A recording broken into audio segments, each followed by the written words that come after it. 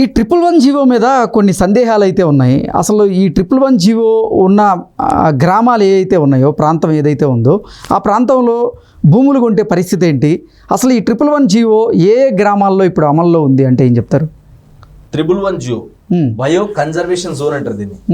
1996లో ఈ జియో రావడం జరిగింది. సో ఈ జియో యొక్క మెయిన్ పర్పస్ ఏంటి? హిమాయత్ సాగర్, గండిపేట్, తర్వాత వచ్చేసి ఉస్మాన్ సాగర్.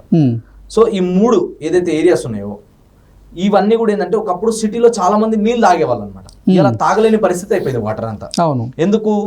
ఇలా మనకి మేజర్ గా తీసుకుంటే ట్యాంక్ బండ్ చూసుకుంటే మనము ట్యాంక్ బండ్ నీళ్ళు 100 సంవత్సరాలు 150 సంవత్సరాల ముందు తాగేవాళ్ళంట. కానీ ఇలా ఏమైంది, చుట్టూ ఉన్న మొత్తం డెవలప్మెంట్ అవడం వల్ల ఆ పొల్యూషన్ అంతా మొత్తం వచ్చి దాంట్లో కూరుకుపోయింది. ఇప్పుడు అంతా చెత్త అయిపోయింది. సో ఈ వాటర్ తాగలేని పరిస్థితి, అక్కడ నిలబడడానికి కూడా చాలా మంది ఇబ్బంది పడే పరిస్థితికి వచ్చింది.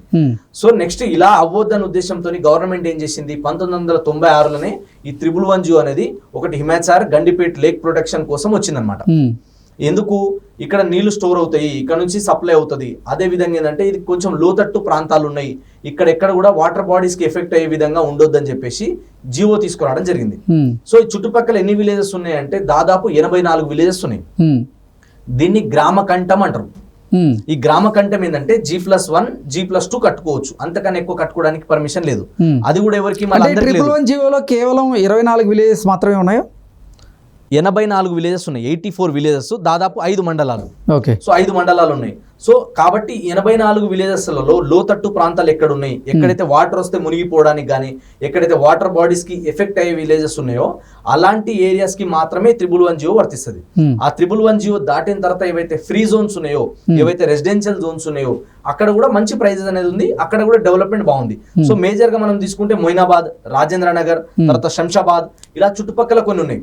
సో ఇప్పుడు ఇంకొకటి ఏంటంటే దీనికి సంబంధించి ఆల్రెడీ చాలా మంది పొలిటికల్ లీడర్స్ కూడా ఏంటంటే 26-28 సంవత్సరాలు దాదాపు అప్పటి నుంచి కూడా అందరూ ఏం చెప్తున్నారు, 111 జియో మేము తీసేస్తామంటే మేము తీసేస్తాం. అది కూడా ఒక కన్ఫ్యూజన్ ఉంది. సో చాలా మంది ఏంటంటే ఇక్కడ చాలా మంది ఒకటి మభ్య పెడతా ఉంటారు జనాలకి, ఏంటంటే మేము 111 జియో తీసేస్తామని. అక్కడ ఉన్న టోటల్ ల్యాండ్ వాల్యూ అంటే ల్యాండ్స్ వచ్చేసి నాకున్న అవగాహన నేను తెలుసుకున్నది ఏంటంటే 132,000 ఎకరాలు ఉంది దాదాపుగా. అందులో రైతుల ల్యాండ్ల కంటే పెద్ద పెద్ద బిజినెస్ మ్యాన్ వాళ్ళకి సంబంధించినవి, దాని తర్వాత వచ్చేసి రాజకీయ నాయకులవే ఎక్కువ ఉన్నాయి తప్ప అక్కడ అగ్రికల్చర్ చేసుకుని ఉండే వాళ్ళ రైతుల ల్యాండ్స్ చాలా తక్కువ ఉన్నాయి. సో ఇంకోటి ఏంటంటే 111 జియో తీసేస్తే ఏమవుతుంది అంటే ఇక్కడంతా కూడా వాటర్ కి ఎఫెక్ట్ అవుతుంది. సో మనం రీసెంట్ గా మనం చూసినాం ఆల్రెడీ బెంగళూరులో ఏ విధమైన ఇబ్బంది వచ్చిందో.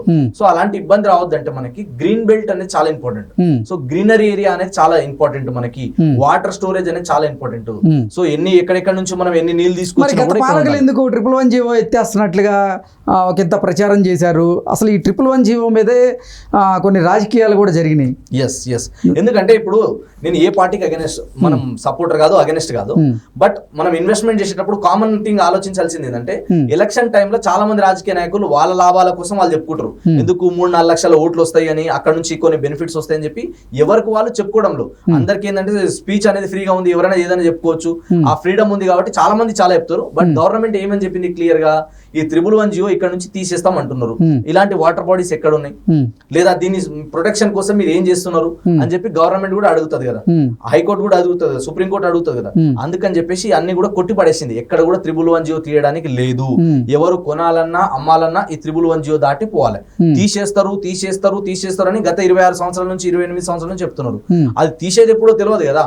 ఎందుకు అక్కడ ఇక్కడ మనం సేఫ్ సైడ్ ఉన్న దగ్గర, క్లియర్ టైటిల్ ఉన్న దగ్గర, ఎలాంటి జోన్లు లేని దగ్గర, R1 జోన్ లో మనకి సేఫ్టీ సెక్యూరిటీ ఉన్న దగ్గర అక్కడ మనం ఇన్వెస్ట్మెంట్ చేసినా కట్టుకునే విధంగా, అమ్ముకునే విధంగా ఉంటేనే కొనాలి, లేకపోతే కొనొద్దు. ఇక్కడ ఏముంది 111 జియోలో ఎవరైతే పుట్టు పూర్వీకుల నుంచి ఉన్నారో వాళ్ళకి మాత్రమే పర్మిషన్స్ ఉన్నాయి, కానీ కొత్త వాళ్ళకి పెద్ద పెద్ద డెవలప్మెంట్ కట్టుకోవడానికి లేదు. ఇంకొకటి ఏమంటారు కొందరు, మీరు 1000 గజాలు కొనుక్కోండి, 200 గజాల్లో కట్టుకోండి అంటారు. సో ఇలాంటి ఇబ్బందులు లేకుండా మనము ఎప్పుడైనా సరే కానీ ఫ్రీ జోన్లలో, రెసిడెన్షియల్ ఏరియాలలో R1 జోన్ లో కొనుక్కుంటే బెటర్. అసలు ఈ 111 జియో అమల్లో ఉన్నటువంటి ప్రాంతాలు ఏవైతే ఉన్నాయో ఆ ప్రాంతాల్లో అసలు భూమి కొనడానికి ఉందా లేదా? భూమి అంటే పాత వాళ్ళకి ఉన్న వాళ్ళకే పర్మిషన్స్ ఉన్నాయి తప్ప కొత్త వాళ్ళకి అక్కడ పెద్దగా పర్మిషన్స్ అనేది ఏం లేవు. కాబట్టి ఆ చుట్టుపక్కల తీసుకుంటే ఇప్పుడు రాజేంద్ర నగర్ ఉంది. సో రాజేంద్ర నగర్ లో మనకి 111 జియో ఉండడం వల్ల అక్కడ పెద్దగా గ్రోత్ ఏం లేదు.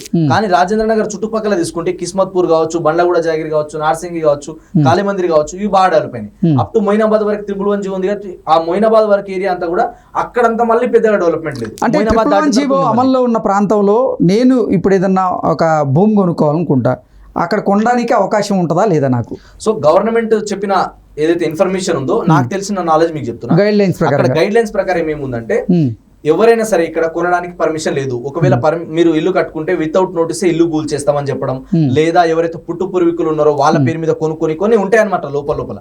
సో ఇలాంటి కొన్ని చెప్తూ ఉంటారు, బట్ అది ఎంతవరకు వాస్తవం అనేది అందరికి తెలియదు. మామూలుగా అయితే అసలు కొనడానికి లేదు, అక్కడ కొనడానికి అయితే లేదు. ఎవరు కొనాలన్నా అమ్మాలన్నా గవర్నమెంట్ ఇచ్చిన గైడ్ లైన్స్ ఏంటంటే ఈ 311 దాటిన తర్వాతనే కొనండి. ఎందుకంటే రేపు గవర్నమెంట్ కి ఏదైనా అవసరం పడింది అనుకో మళ్ళీ ఇది తీసుకునే ఛాన్సెస్ కూడా ఉంటాయి కదా ల్యాండ్. కాబట్టి అలాంటి ఇబ్బందులలో మనం లేకుండా సేఫ్ సైడ్ ఎక్కడైతే సేఫ్టీ ఉంటుందో అలాంటి ఏరియాలో ఎక్కడైతే మనకి ఇలాంటి జోన్లు ఇలాంటి మనకి రిస్ట్రిక్షన్స్ ఉన్న ఏరియా కాకుండా ఫ్రీ ఏరియాలలో తీసుకుంటే బెటర్. అసలు 111 జీవో అమల్లో ఉన్న ప్రాంతాల్లో మార్కెట్ వాల్యూ ఎలా ఉంది? 111 జీవోని ఆనుకొని ఉన్నటువంటి కొన్ని ప్రాంతాల్లో మార్కెట్ వాల్యూ ఎలా ఉంది ఇప్పుడు? సో 111 జియోలో తీసుకుంటే కొంచెం మార్కెట్ వాల్యూ తక్కువ ఉంటుంది, అదంతా గ్రామఖండం కిందకి వస్తుంది కాబట్టి. అక్కడ అప్రూవ్డ్ లేఅవుట్స్ ఉండవు కాబట్టి ప్రైస్ తక్కువ ఉంటుంది.